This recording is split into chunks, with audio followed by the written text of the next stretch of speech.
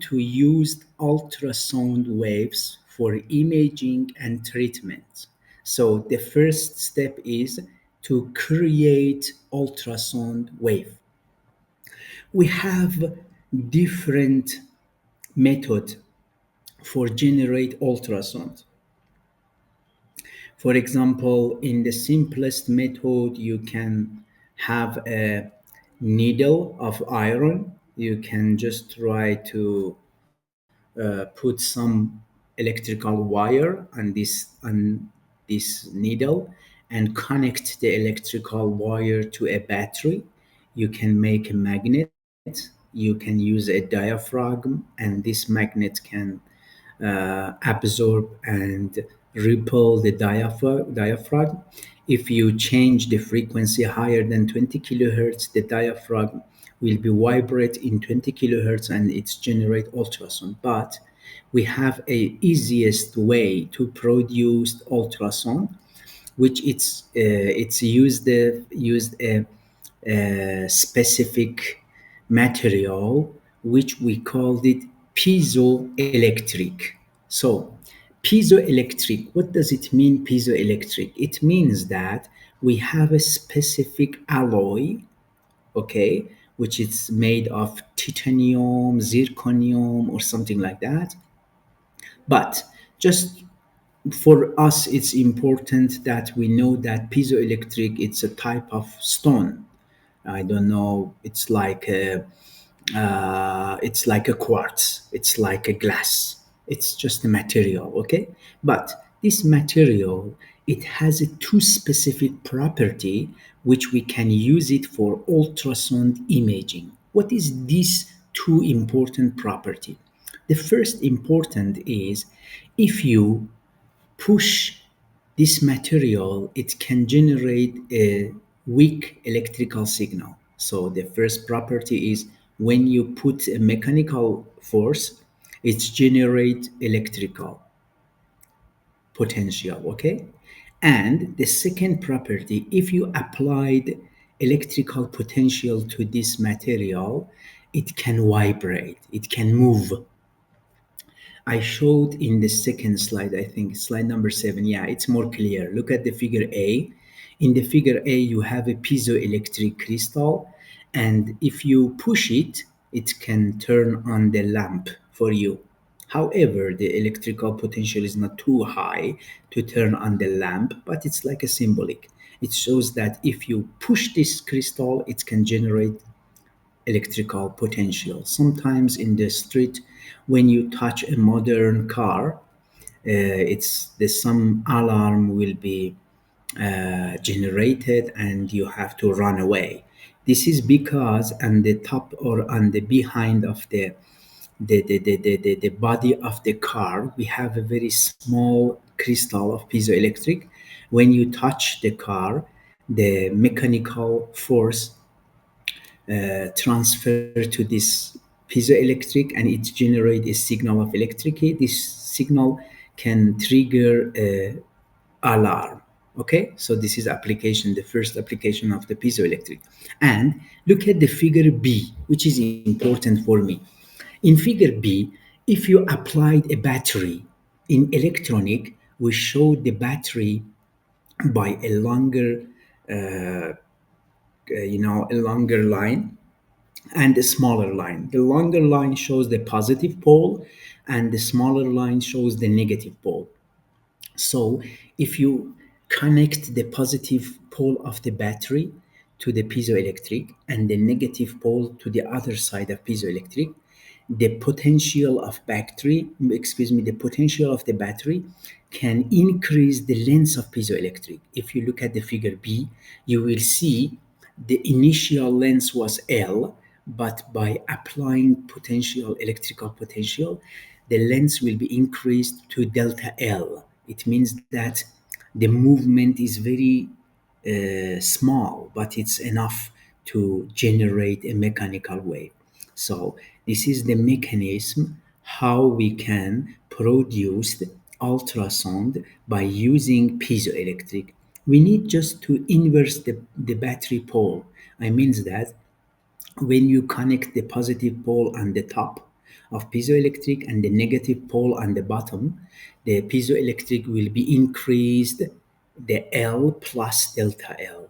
If you inverse the pole, I means that connect the negative pole on the top side and the positive pole on the bottom side. Now again the crystal will be decreased in the length and return back to its self position like L. Again, if you change the pole, it's L plus DL, change the pole L, change the pole L plus DL, and again. So if you continue this 20,000 times, and you can generate ultrasound with 20,000 hertz. If you change the pole 1 million times, you have the frequency of ultrasound 1 megahertz, 1 million hertz, okay? And if you return to slide number 6, in slide number 6 try to explain you how this movement in the lens happen, because inside the piezoelectric we have a dipole, and in this dipole when you connect the positive the positive pole, the positive attract the negative inside the piezoelectric and repel the positive inside the piezoelectric. It doesn't matter, it's just for the mechanism. Just you should know that the simple mechanism of slide number 7, and it means that in figure A, if you apply a mechanical force to piezoelectric, it's generate electrical, and if you applied electrical signal to the piezoelectric, it generate mechanical waves. So the piezoelectric, it's called a probe. What does it mean, probe? Probe, it means a device that converts one types of the energy to the other types. For example, ultrasound probe convert the electrical signal to mechanical waves. Okay? And for example, thermometer, it's a probe that convert the thermal for example, energy to electrical energy. So just I want to explain you what is the definition of probe. Probe, it means a device that converts energy in one type to another type. And ultrasound probe, it means that the device that converts electrical energy to mechanical waves. So this is the mechanism how we can produce ultrasound. And you will see a real probe in the slide number 8 on the top, on the corner, on the right. Okay, you will see the probe of ultrasound, and I'm sure you saw that before in the movies, in the hospitals, or somewhere else. Okay, this is a crystal. This is an ultrasonic probe, and if you look at the figure on the left, it's like a cartoon picture. It shows that the inside the probe, the important part is the green color, which the green color is a piezoelectric crystal. Please look at the word piezoelectric crystal. So, and also we have a cable. Look at the cable in the tail of the probe.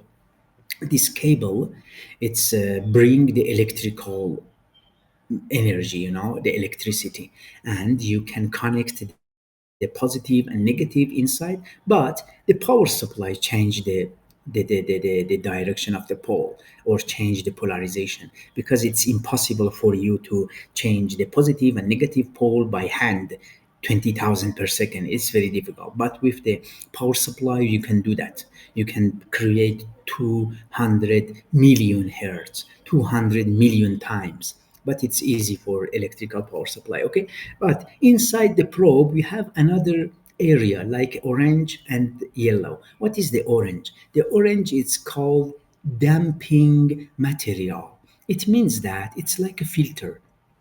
We just want to have an ultrasound in front of the probe, not in the back of the probe, because in the back we have a doctor hand, and we don't want to transfer the ultrasound inside the doctor body. So we can filter by damping or by this orange material. And also we have a yellow part in the front of piezoelectric. Look at that. And it's called acoustic lens. Acoustic lens. What does it mean? It means that by have a specific acoustic lens, it's very similar to light. Sometimes when you have a light, you can use a convex lens, or you can use the diaphragm, you can use the parallel lens or something like that, just for more focusing the light, diverse the light, or converse the light, something like that. In case of ultrasound, also we have a similar lens, which we called it acoustic lens. By this, you can make parallel ultrasound. You can just concentrate the ultrasound wave in a specific point, or you can diverse the ultrasound to see a bigger area inside the body. So it's really looks like the light, visible light.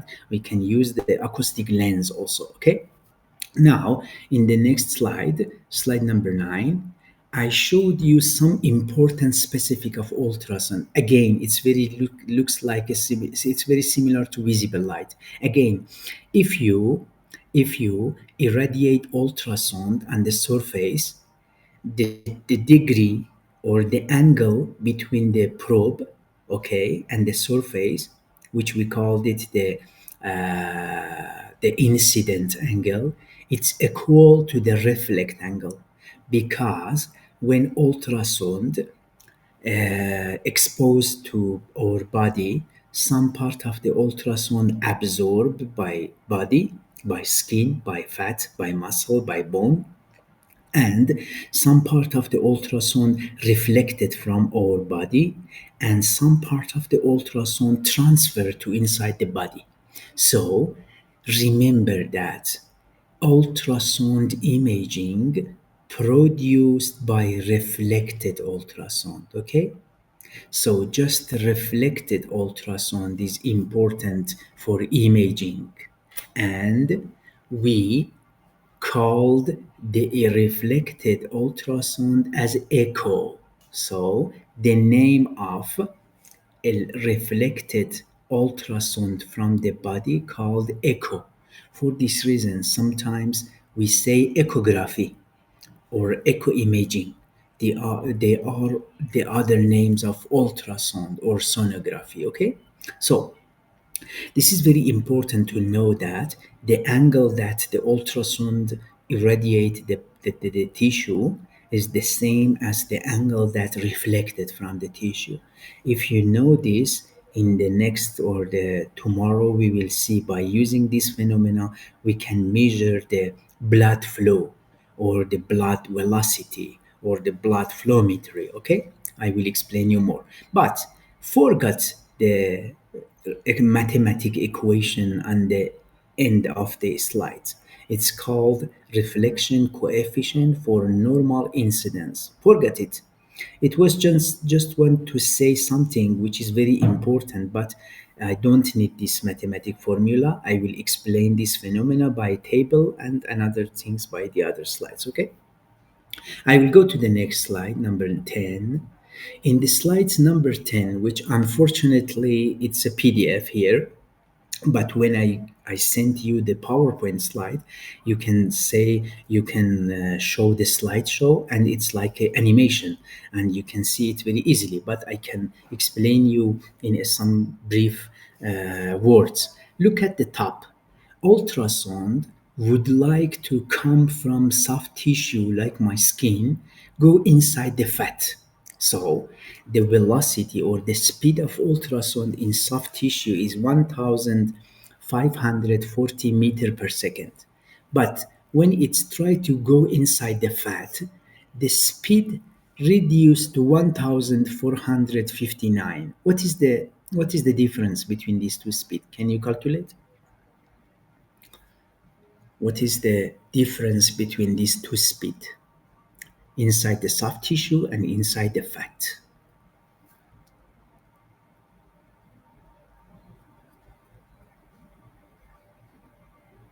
Just tell me what is the difference in mathematics, in word, in number.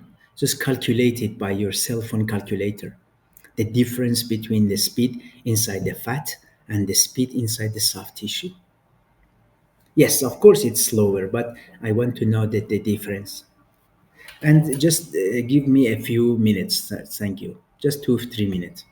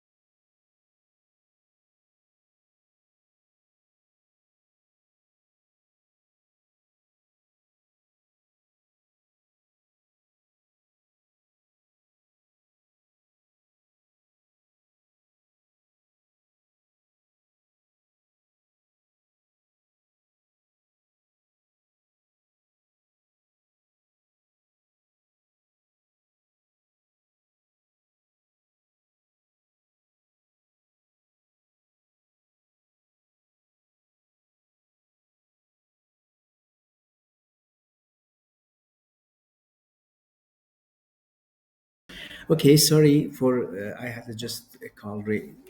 Sorry, yeah. Thank you very much. The 81 meter per second. So you will see that the difference between the speed of ultrasound inside the soft tissue and the fat is just 81 meter per second, and it means that when the speed between two different medium will be the same or close together, the most part of the ultrasound transfer.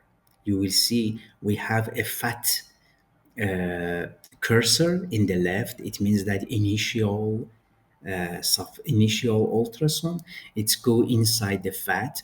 Also we have a little bit thinner cursor, which it means that a most part of the ultrasound transferred and just a little bit of ultrasound reflected.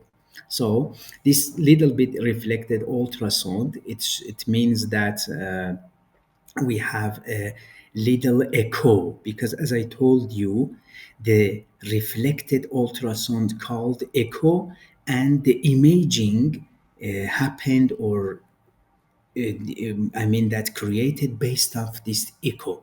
So if you have a more echo, it means more resolution, better imaging. Okay. So in this case, because we have a weaker echo, there is low resolution of the imaging in ultrasound.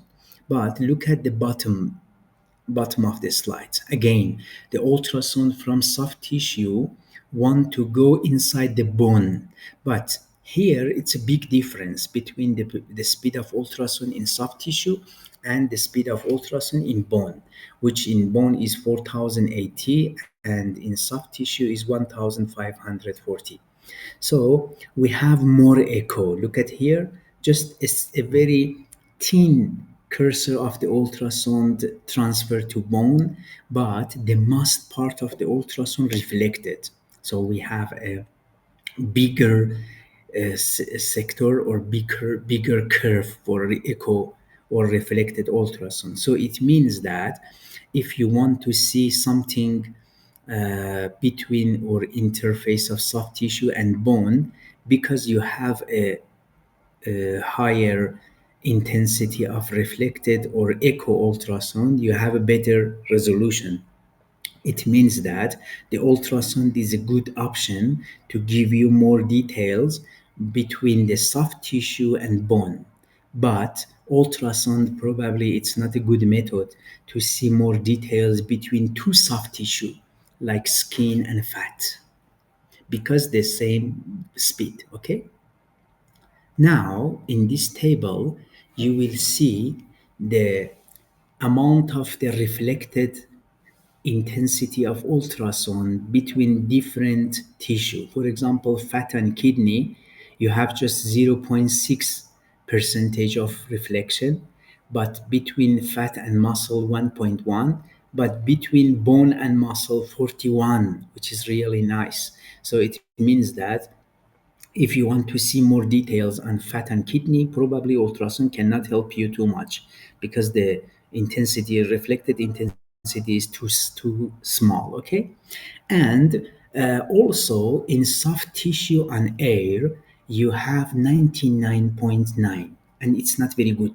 So I want to tell you, higher reflected intensity is good, but not too much. I means that if you have it too much reflected, it's probably bad for you for imaging, because when you have 99.9, it means almost 100% of the ultrasound is reflected, and we don't want that, because we need some ultrasound to go further deeper inside this tissue, inside the body, because you don't want just to see fat on, I don't know, bone, probably, or fat on kidney. You need to more ultrasound to pass through the kidney, go inside the bladder, the other part of body. So as I told you, up to 50% reflection is good, but higher than that it's not good. For example, in this table you will see soft tissue and air.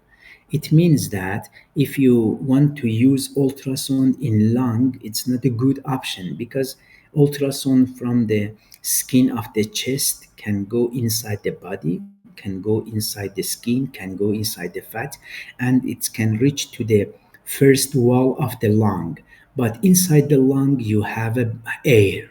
So 99% of ultrasound reflected. So there is no ultrasound to go pass through the lung and see the bottom of the lung. So in this case, ultrasound is not a good case. And also, if you put the probe of ultrasound on the skin of abdomen, the ultrasound can go inside the skin, can go inside the diaphragm, or after that can go inside the bladder, and it's good. But inside the bladder you have a air, so 99% of the ultrasound reflected, and it's not good because we want to see the bottom or the other side of bladder. And also sometimes we have an infection in the end of bladder, so if you don't have ultrasound to go to reach to the end of the bladder, so you don't have any image. For this reason, sometimes the doctor advise to patient to drink too much water, because it's the doctor wants to fill the bladder with water. When you have a water, the ultrasound can pass through from the water, because mechanical wave propagation, it depends the physical property of medium. For example, in air, mechanical wave can propagate too low because the distance between atom is too much. But in liquid is better because the atoms are attached together, more close together, so they can transfer the mechanical waves. But in case of solid, because the less space between the atoms, we have too much density of atoms, and the speed of ultrasound is too fast. For this reason, if you have a water instead air, the probably the 50 percentage of the ultrasound can pass through to the bladder, and we can advise the patient to drink water in this case. But you cannot fill the lung with air for this reason, because the patient will be die. But in this case, the ultrasound is a good, it's not a good method to survive or monitoring the lung, inside the lung, to see is there any tumor, I don't know, is there any solid mass or something like that. So in this table it shows you the reflection of ultrasound is depending on the tissue, and you know that the mechanical waves reflection, it just depends of the density of the tissue. Solid, more density, and they have a more speed of ultrasound, more transfer. And also liquid is better than air, but air is the worst things for propagation of ultrasound. And go to the slide number 12. Again, here, if you have a probe on the top, on the image of top, you have a probe, you want to put the probe in your skin, but between the probe and skin we have some air molecules, so 99% of the ultrasound reflected into probe, and there is no ultrasound go inside your body, and we don't have any image. For this reason, in medicine they use some gel. This gel is between the probe and the skin, and the gel is just for remove the air. When the air removed between the probe and the skin, probably you will see in the bottom of image some ultrasound can pass through inside the body, and you can see the image. Okay, is that clear up to now or not? Okay, so in the next slide, number 13, you will see another table. In this table, I showed some material like perspex, air, bone, water, lung, fat, and some tissue.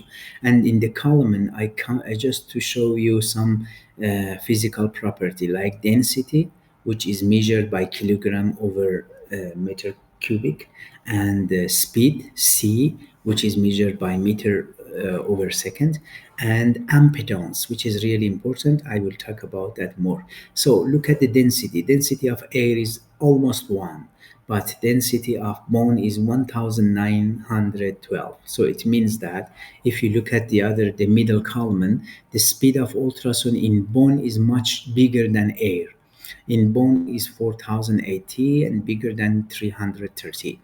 And again in the impedance, also you will see in the impedance section the number of the, I mean that's the impedance, it means that the difference of the speed between two medium.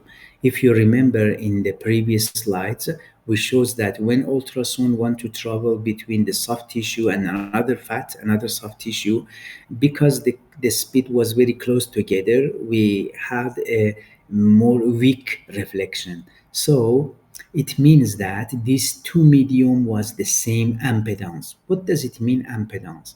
Impedance, it means resistance against traveling. So if you have a medium which very difficult to pass ultrasound, it means that high impedance. So the impedance is the resistance, or it's the amount of resistance against traveling of ultrasound, which we called it all impedance. So higher impedance, it means that the ultrasound is difficult to pass through that medium, and we have a more reflection and better resolution. And in slide number 14, I showed a real image of ultrasound from liver.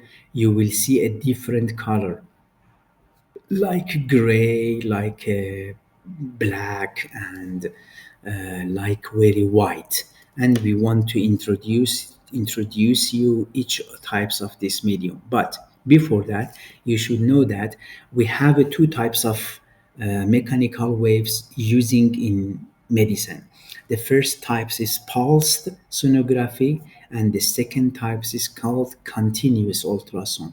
What does it mean, pulsed? It means that the probe of piezoelectric connected to the power supply and produced mechanical waves, and we turn it off for a short time and again turn it up, turn it on, turn off, turn on, turn off, turn on. This is produced a pulsed mechanical waves, which we called it pulse sonography.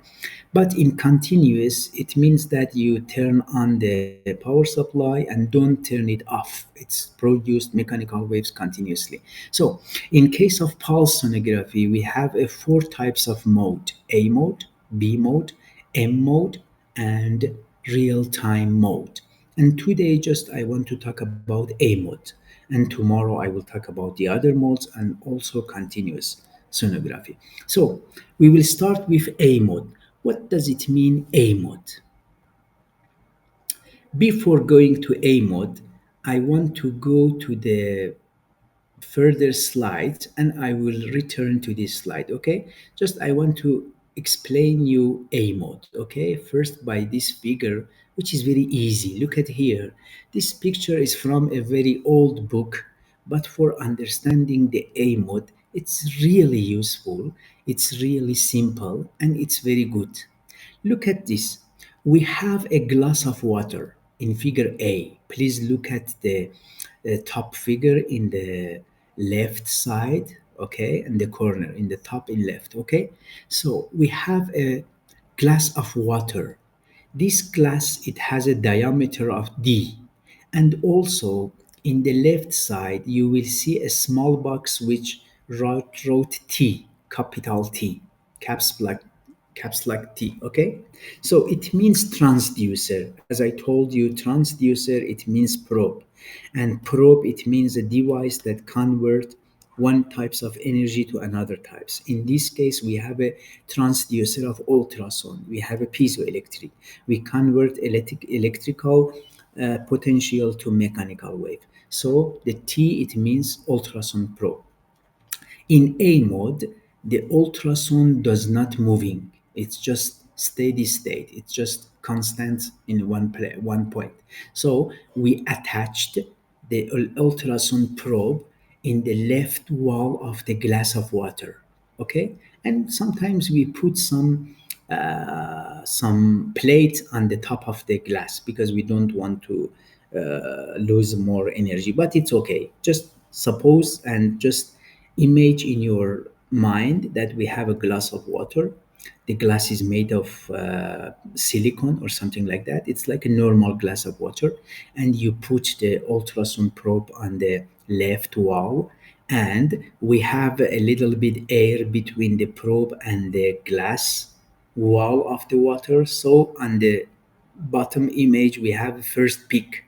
The first peak, it means the reflected ultrasound from the glass of the wall of the glass. Okay, so we have a peak. After that, ultrasound pass through inside the water.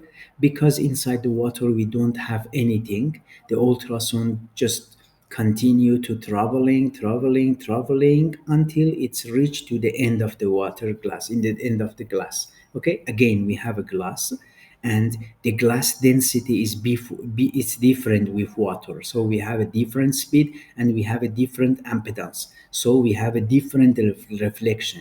For this reason you will see another reflected peak on the bottom of the image. Bottom of the image, it's from the oscilloscope, because you can connect the probe to the oscilloscope. Okay, or the oscilloscope is a monitor like you will see in the hospital to show the ECG or EKG, it's the same with oscilloscope. So you will see two peaks for the figure A. It means ultrasound interact with two different medium, glass and water. And when the glass is it's solid, water is liquid, ultrasound want to pass through from the glass to water, and we have a reflected. The first reflected peak is bigger than the second reflected, which wrote R on top of that, because we know that the ultrasound pass through inside the water and it's lose energy. For this reason, the second peak is a little shorter than the first peak. So we can look at the oscilloscope, and by a ruler we can measure the distance between the zero peak and the D peak. If you measure it by ruler, and if you calculate, for example, 4 centimeter, and now if you can put a ruler on the glass of water, the diameter is 4 centimeter. It means that the A mode of ultrasound is acts like a ruler. It's work for you like a ruler, and you can measure the thickness of the tissue. You can measure the diameter of stone in kidney. You can measure the diameter or the size of tumor inside the body by A mode, because A mode just measure the thickness. Now, if you look at the figure B, in this case, we put a metal a needle in the middle of the glass of water, and we call this needle by S. Now, again, you put the probe on the left side of the glass of water. Again, you will see a first peak. It shows that the reflection of ultrasound from the first wall of the water, and after that, the ultrasound continue go inside the water and reach to the needle, reach to the metal, reach to the iron, for example, S. Again, because the iron is solid, the water is liquid, we have a difference between the speed of ultrasound in liquid and the speed of ultrasound in solid. So we have another peak in the middle, which I showed in the bottom of the B, the picture of B prime by S. Again, some part of the ultrasound pass through to the needle, go inside the water, again go and travel inside the water and reach to the end of the glass of water, and we will see a peak showed by R. This R is smaller than S. Can you tell me why? Why the peak of R is smaller than the S peak?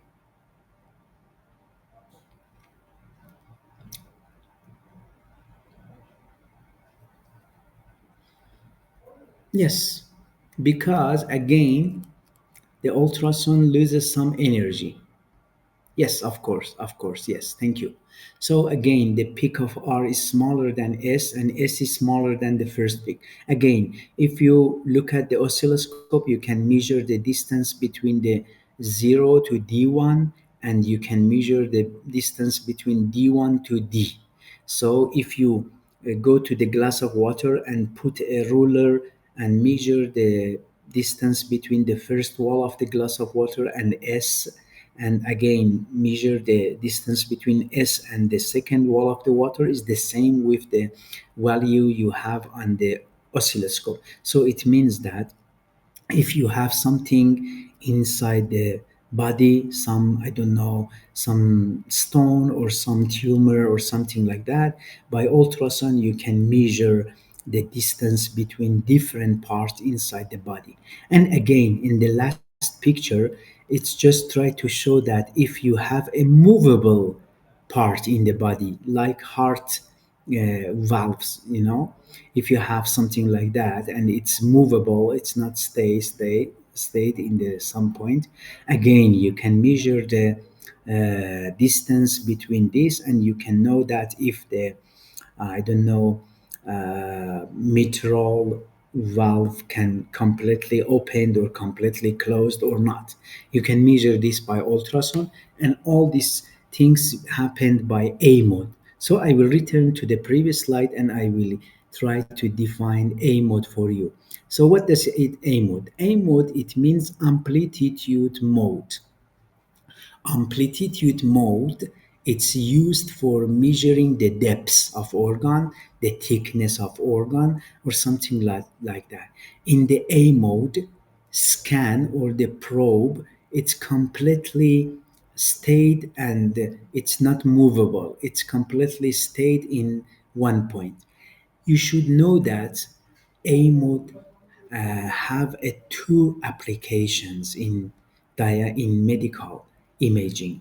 The first application of A mode is called echoencephalography, and the second application of A mode in medicine called echo ophthalmoscopy. Okay, so the mass application of ultrasound, A mode ultrasound, is echoencephalography and echo ophthalmoscopy. I will explain you both. Okay, so the second slide is also talked about A mode, but all these things that wrote it in this slide, I explained you. Okay. Now, in slide number 19, which I explained it in more detail, look at the slide number 20.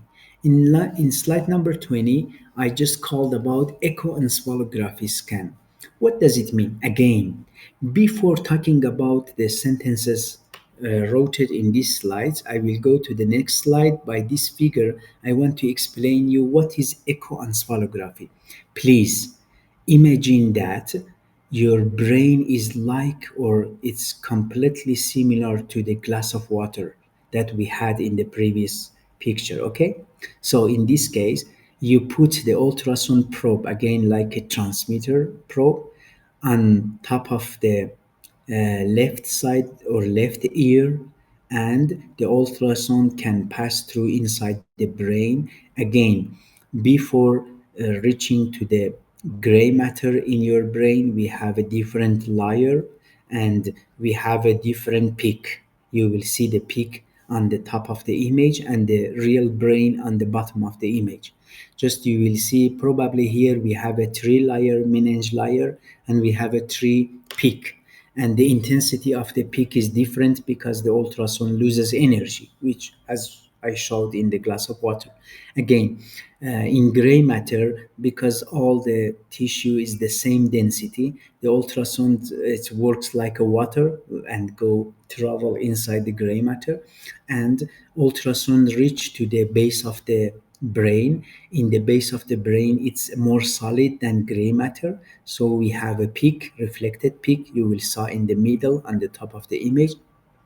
And if you again repeat this experiment in this time on the left ear on the top, or on the right ear on the top, you will see again three peak for the entrance of the ultrasound from meninge layer, and also you will see the base of the brain. And now, if for example the middle or the base of brain distance from the left and from the right in adult should be 3 millimeter, for children should be 2 millimeter. Now, if someone has a tumor inside the grayscale, probably the tumor itself has a volume, and it can affect the base of the brain. So the base of the brain moved to one part or the other, moved to left or right. So in this case, the middle or the base in the base of the excuse me in the middle of the curve will be shifted to right or left. So this shift more than 3 millimeter for adult or more than 2 millimeter of children, probably it's a symptom of the tumor inside the brain. And by A mode, we can find that. And this process called echoencephalography. So echoencephalography, it means that estimation or evaluate the echo intensity inside the brain, probably due to the tumors or something like that inside the brain. So it was echo of encephalography. So, and also in the slide number 20, I explained all these things, which I explained you by the figure, and I can go for slide number 22 for echo ophthalmoscopy. Echo ophthalmoscopy is very similar to echoencephalography. In this case, in echo ophthalmoscopy, again, you put the ultrasound probe on the entrance of the eye, and probably you can measure different peaks because each part of the eye uh, has a different density, different reflected intensity, and different peak. For example, the acoustic lens in your eye itself has a two layer. Again, suppose it's like a glass of water, the entrance of the lens and the output of the lens, you will see a two peak, and by measuring this two peak you can find the thickness of the lens.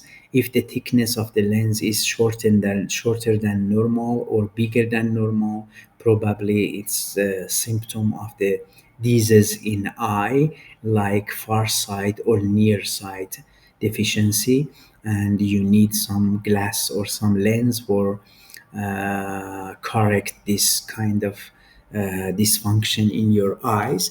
And also you can measure the other different thickness inside the eye. For example, you can measure the different thickness like aqueous, or I don't know, like the other part of eyes, and by measuring them and compare them to the normal range, you can find a different types of diseases in the eyes. This called echo ophthalmoscopy. And remember that this phenomena was the first time introduced in veterinary, or introduced for the animal evaluation, because sometimes of animal are very expensive and the people try to keep them, people try to love them and keep them in their house, in their farmer or something like that. And sometimes you cannot tell to the animal, for example, you cannot tell to the goat to put right hand on his right eye, and to make a examine if his eyes is far sight or near sight. So it's impossible. But by ultrasound it's possible, because you can measure the thickness of the lens and compare to this thickness to the normal range, and finally you can find if there is a problem or not. And as I told you, these two application was the application of A mode.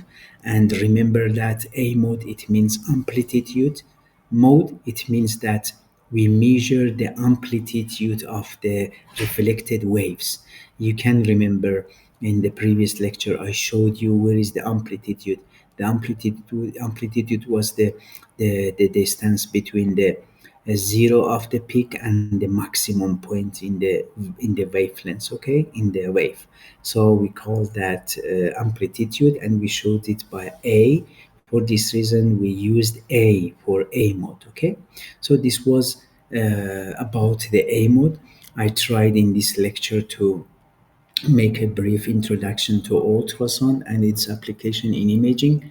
I think for 2 days enough up to here, and tomorrow I will continue with B mode, and a little bit I will talk about M mode and real time. After that, I will switch to the ultrasound safety.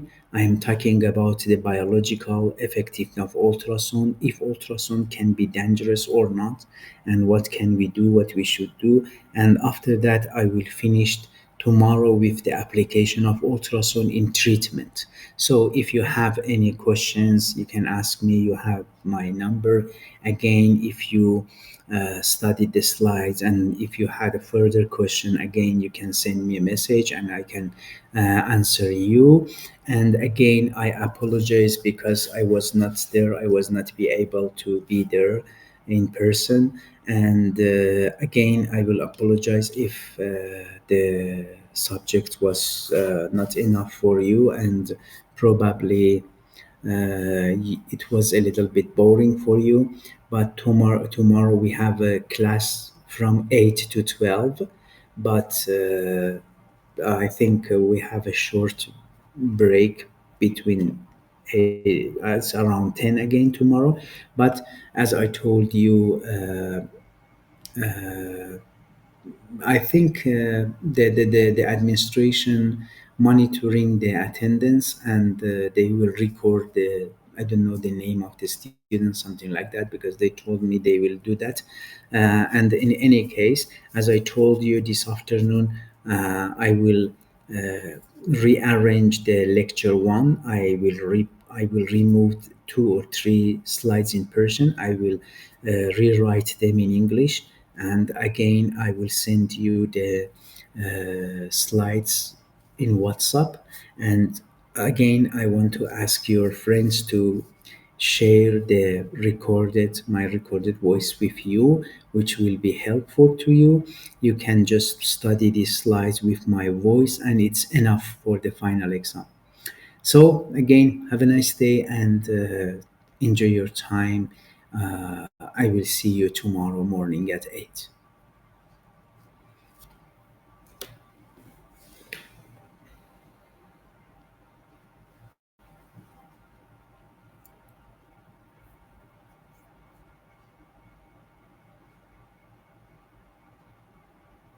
You're welcome, and thanks you too.